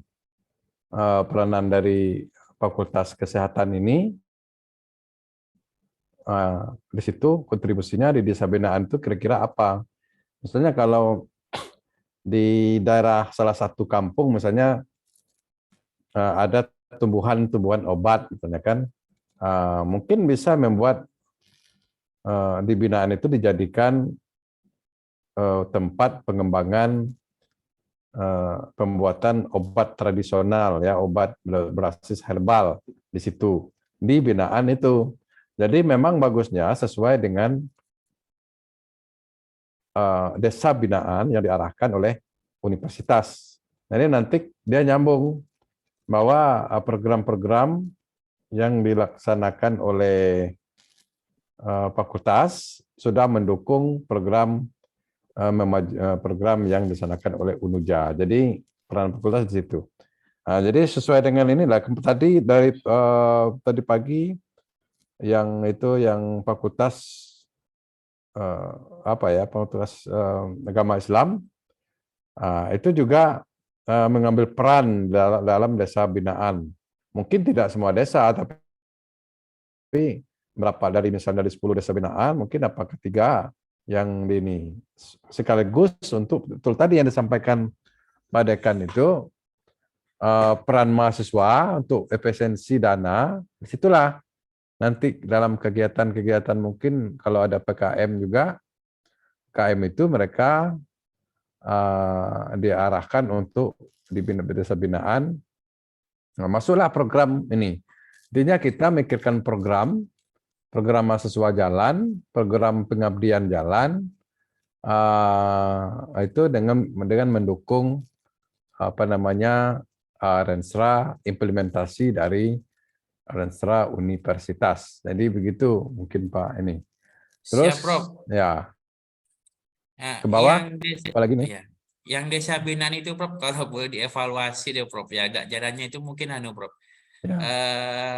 Mungkin ke depannya itu tempat desa binaannya itu ada tempat desa di mana dosennya itu berada, Prof. Oh ya bisa, boleh juga. Ya, Lebih karena ini. kalau beda tempat dosen itu sepertinya apa ya, agak males itu. Jadi Ya. Mm-mm. apa namanya ya, untuk pemberdayaan dosen juga untuk ya untuk supaya dosen yang bertempat tinggal situ juga bermanfaat untuk masyarakat sekitar. Hanya kemarin hasil evaluasinya seperti itu, Prof. Kenapa kok nggak jalan? Ya, ya. Karena melihat dari universitas Warek 1 itu, Prof, rumahnya di Besuki. Ya, Dia ya. itu berdaya di Besuki, jalan gitu, Prof, proses pembinaannya. Jadi saya melihat, oh berarti kuncinya di situ. Gitu, Ya, Prof. ya. Ya, oke. Baik. Jadi secara keseluruhan ini sudah detail ya rincian. Memang cuman istilah-istilah ada yang kurang tepat. Kemudian penempatan indikator-indikator itu yang lebih disesuaikan. Kemudian juga Rensra yang akan datang itu tadi mengacu mendukung Rensra Universitas. Oke, jadi ini sudah ada data-datanya semua. Jadi mungkin tidak begitu banyak lagi untuk Pak Dekan perbaiki untuk Rensra yang berikutnya. Mungkin begitu dari saya, Pak Sahidah, sudah ini. Ya, Ya. ya, terima kasih Pak Hadianto. Telah banyak yang diberikan oleh Pak Hadianto untuk menyimak kembali apa yang ditulis oleh rekan kita, Bapak Handono, Dekan Fakultas Kesehatan. Dan memang saya juga melihat hal kecil yang mungkin perlu diperhatikan, Pak Han.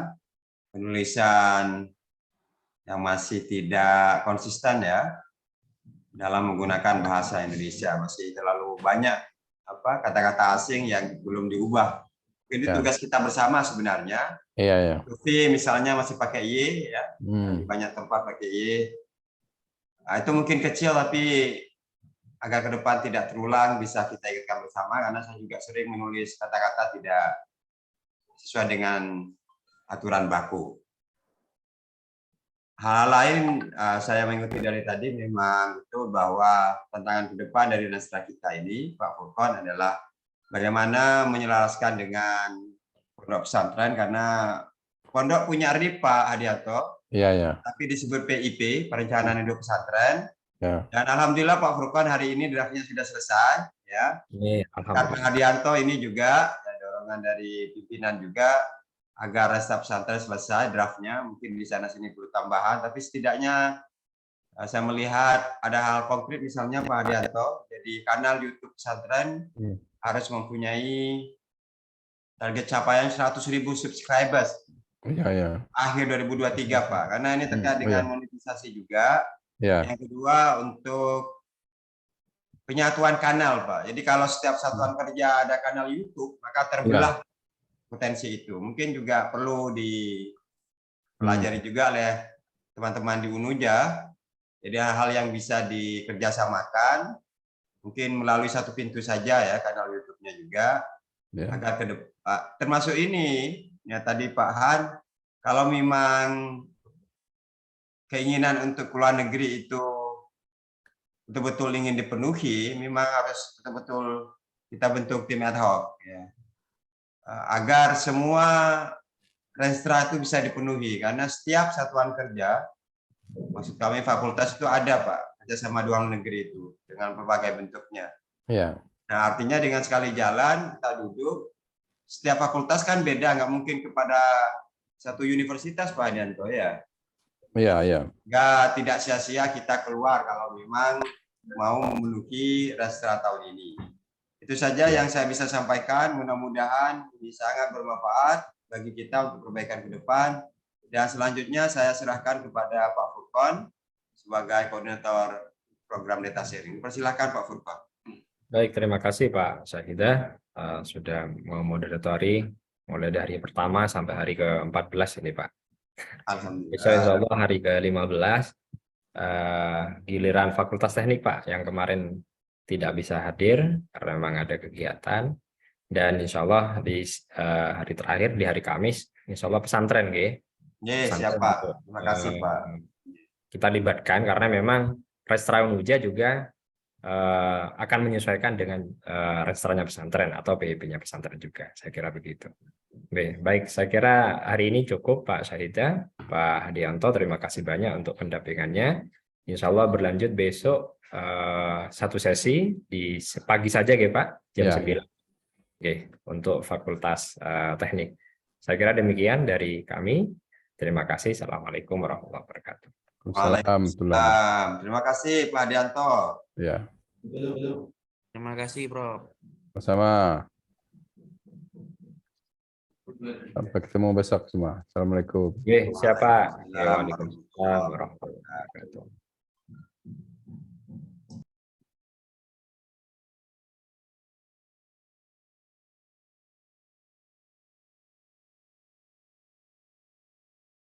Lagi